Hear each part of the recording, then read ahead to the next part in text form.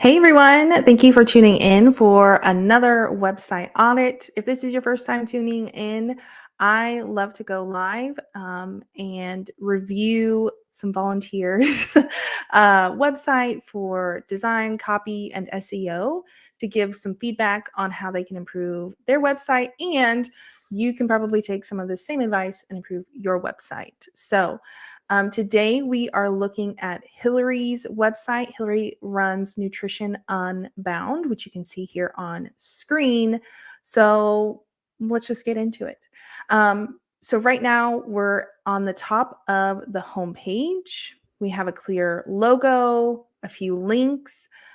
This book of discovery call does feel a slight bit too big.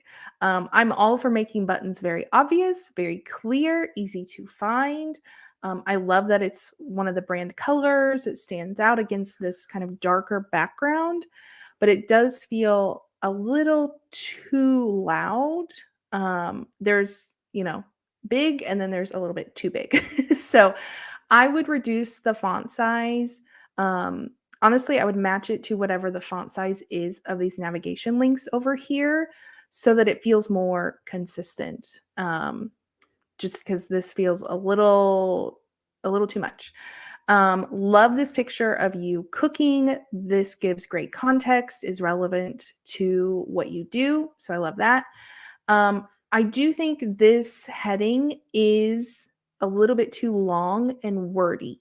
Um, it's also, it feels like it has a lot of like big words that I'm curious if your clients are actually using these terms. Um, so I would maybe just take out some of the adjectives, if nothing else. So maybe like kickstart a positive relationship with nutrition. I might even change that to food that transforms your mindset and fuels your workouts, or even just like me as someone who, I care about my health and nutrition. I'm not personally thinking about mindset around food. And so sometimes we need to lean into that, like sell people what they want and give them what they need. Like we're still going to be helping them fuel their workouts and leaving them energized, but maybe we don't start with the mindset at the first text that they're seeing on the website. So maybe take that out. You can think about that. But maybe transforms your mindset and leaves you energized, or take off the leaving you empowered and energized. Uh, Typically with headlines, if I can, I like to limit it to like 5 to 7 words and keep it to 3 lines. Now, obviously, responsiveness, the size of my browser could be playing into this. I mean, if I make it wider, it's still on 4 lines. So I would take out at least a few words if you can. Then we have this nice another picture of you. Love this. I would try and make this button wider, so learn more is just on 1 line. Well, that's again because of my browser. Again, I do think this button is a little bit larger. So I would maybe decrease the font size. I'm okay with buttons being a little bit larger font, but like if this is 16 point, I would leave this at like 18 point. So it's not too much bigger. Let's work together. Love this. I would add little blurbs so that there's more context and a little bit more information. Because I, for one, am kind of like, well, what's the difference between coaching and consultations? And I would like to know that here before having to click over to the sales page. Doesn't mean you have to give the nitty gritty of like packages and pricing and how many calls. We don't have to get into that much detail, but looking at like, who is this a better fit for? If it's a different audience or, anything like that. Love this, a fun brand photo. This feels like just one big heading. So I would probably this unstoppable, that wording feels a little too vague and broad. So I would say like unstoppable in your workouts, after your workouts, ready to feel more energized, because unstoppable could mean a lot of things. And then I would turn this into just normal body copy size text. Then love this. I think this is great. I want to point out how she turns certain words in her heading to a different color. This is a great thing to do on websites. You don't have to do it in every single heading because at some points then it gets to be a little too much. But it's a nice way to emphasize words without having to bold, italicize, or whatever. It just also adds more visual interest into the page as well. So always a cool way to kind of add more interest to your website. And then we move into this freebie. I'm assuming this is just because you're embedding the form, but from a consistency standpoint, this is a different font. And so I'd like to see this match the same font as like this heading. Um, I would, this section with the testimonials is really, really tall. And I know in Squarespace, you can reduce the padding of these testimonial sections. So I would just reduce that a little bit. Um, and then here we start to move into, we have a lot of calls to actions really close together. So up here we have, and I'm all about like, let's keep people clicking, but let's count how many calls to action we have. So we have get started, learn more, 3, work with us, our services, 4, sign up, 5, book a discovery call, 6. This is also signing up for the email list, but it's something else, it seems. So 7, and then Instagram, 8. So I would, my rule of thumb, if you haven't heard me talk about this before, is 3 calls to action per page. I don't count if some of the buttons are the same. So like here we have our services, and then like this one also, get started also goes to services. That's fine. Like you can, those are the same. So technically now we're down to, like 6 calls to action. But especially right in here, it's like work with us, our services, freebie, book a discovery call, another freebie, and then follow me on Instagram. So I would pay attention to that. I would kind of narrow down where you want people to go. And then the other thing I want to point out is this heading is very, very large. And I'm actually pretty sure this is probably, okay, so it's only an H2. I thought maybe it would be an H1 heading. I would just keep this as normal body copy size. Maybe even, what size is this? H4. Maybe even move it down to H4. So all of this is the same font. And then these headings down here, menu, legal, connect, those don't need to be quite so large in the footer. Honestly, you could just make it body copy size and just bold it. Or even just get rid of them altogether. Like it's not it's not so confusing that we need these headers. It's pretty obvious. So that would help kind of shorten and condense the footer. So that would be something I recommend. So really just kind of reducing the number of calls to action on this page. So we're not sending people in too many different directions. Overall, photos, colors, fonts, everything else is good. Now we're on the About page. This I would change because the Welcome to Nutrition Unbound, this feels like I'm back on the homepage. So I would say like meet your dietitian, or welcome to, I don't think I would say welcome on this page because it feels like the homepage instead of an About page. We have you and about your journey. As I was scrolling through this page earlier, I feel like it kind of hops around to different things. And so I would kind of rethink, like, so here we have a testimonial, but then we have another testimonial. So I would do one or the other. And then we have this about Ashley. So I would actually move Ashley up to here. And I think you need to add even a first section. So, like this banner, then have a section that's like about Nutrition Unbound. Talk about your approach as a company, as a practice. What is your nutrition approach? How are you different? What is your philosophy about nutrition? Because as someone who works with a lot of dietitians, I know that uh, some dietitians are anti-diet, some are not, some work with athletes like you. So really clarifying like what type of dietitian you are, what's your approach, your philosophy, and that kind of thing. And then be like, meet the team. And you can then go into about Hillary, bump up about Ashley, and then your core values, I would put on, I would keep that here. That's always good to have on an about page. And then again, we're getting into, here's a lot of calls to action again. So we're asking to book a discovery call, get on the email list, work with us. You have like another work with us up here. This one is really small. I would just get rid of this one because there's not really other copy to go with it. So I would get rid of this one.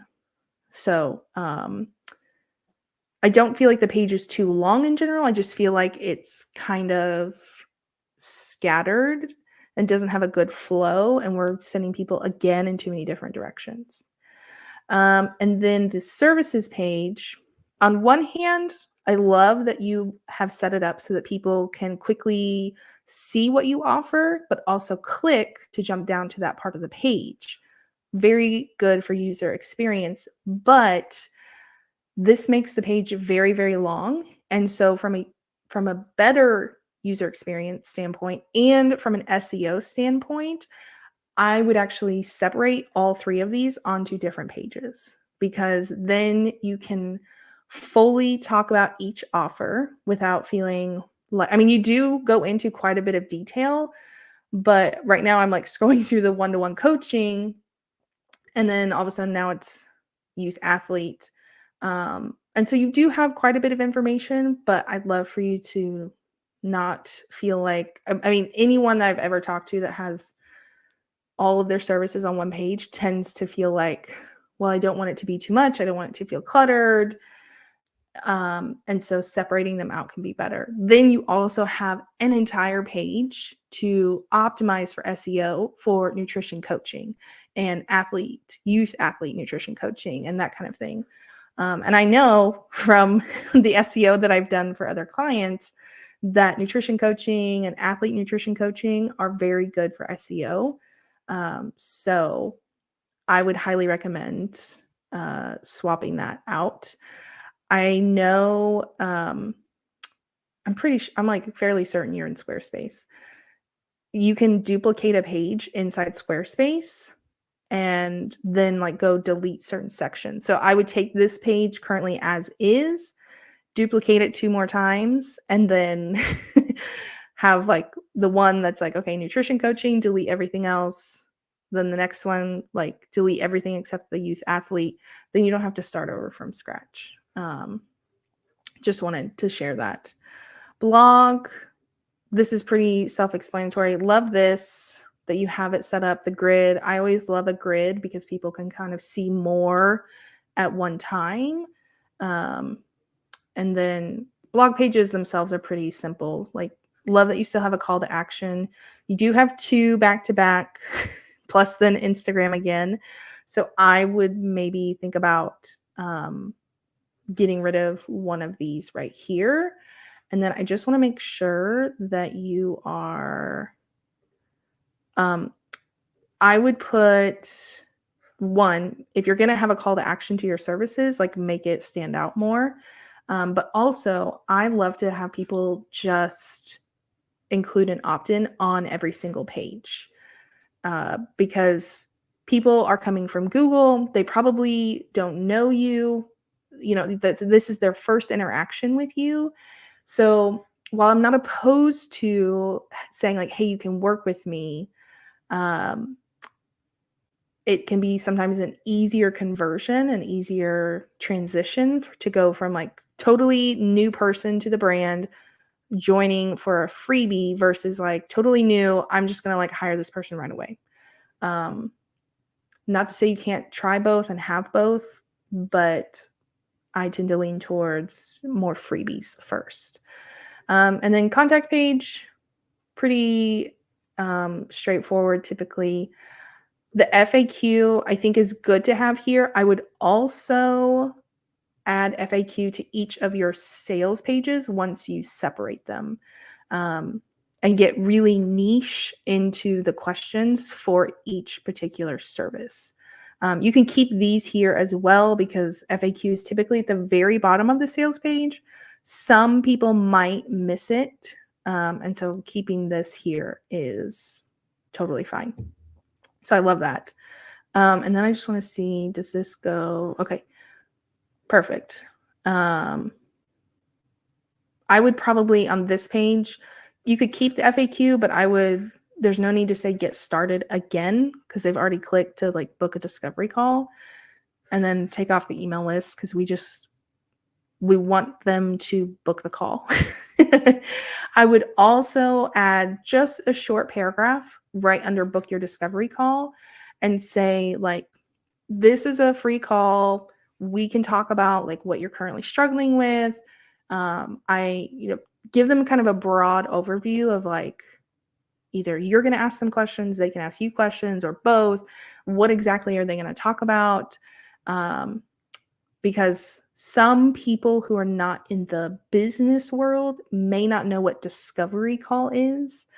And so you may also want to call it a consult, like a free consult call or something like that.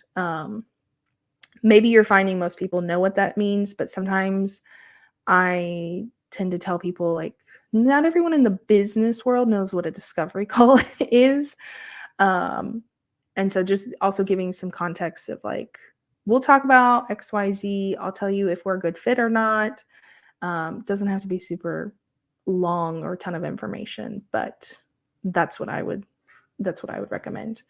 And then I lastly want to wrap up with talking about SEO. So from what I can see, it doesn't look like you've optimized your SEO titles on your pages. You do have like nutrition coaching services, registered dietitian near me on the services page.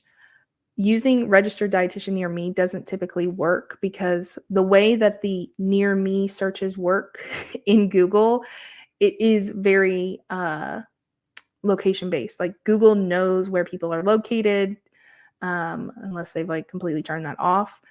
That's how they know to recommend like the pizza place around the corner. So I would rather you say like nutrition coach in your city or state, or something like that. And then just switching like on your about page, I can see, you guys can't see this in my screen right now, but if you hover above a browser tab, you can see the SEO title. So that's how I'm kind of seeing that. About Nutrition Unbound, meet your registered dietitian. I would kind of switch that so the registered dietitian is first. You might also think about switching that to like meet your nutrition coach, because nutrition coach, I'm pretty sure has like better search and better intent than registered dietitian. And then it looks like, from what I can see again, your homepage is not, it just says Nutrition Unbound.